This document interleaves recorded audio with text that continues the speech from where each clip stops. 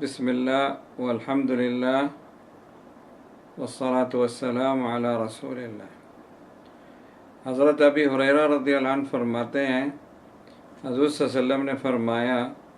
جو جادوگر یا نجومی کی باتوں کی تصدیق کرتا ہے، اس نے محمد صلی اللہ علیہ وسلم پہ جو نازل ہوا ہے اس پر کفر کیا۔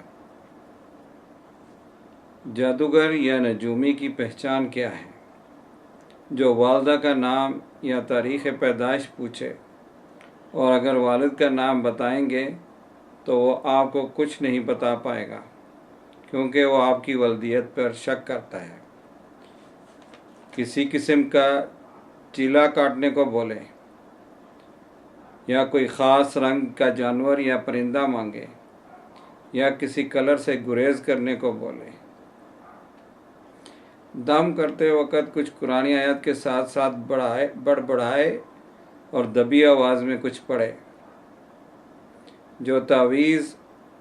ایسے نمبروں اور حرفوں کے ساتھ لکھے جو کہ سمجھ میں نہ آ سکیں، جو ایسے تعویذ لکھے جو پہننے یا جلانے کو یا گھر میں لٹکانے کو بولے، کچھ ایسی چیزیں دے جو رات کو جلانے کو بولے، پانی سے کچھ دیر کے لیے پرہیز کرنے کو بولے، کچھ دیر کے لیے لوگوں سے دور رہنے کو بولے، یا ایسی جگہ میں رہنے کو بولے جہاں دھوپ نہ ہو،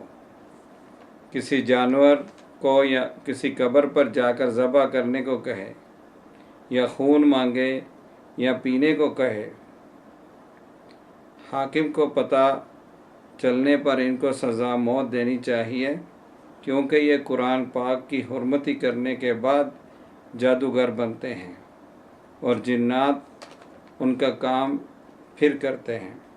صرف ناری جنات ہوتے ہیں، نوری ایسے کام نہیں کرتے، وہ خود خوف خدا کرتے ہیں۔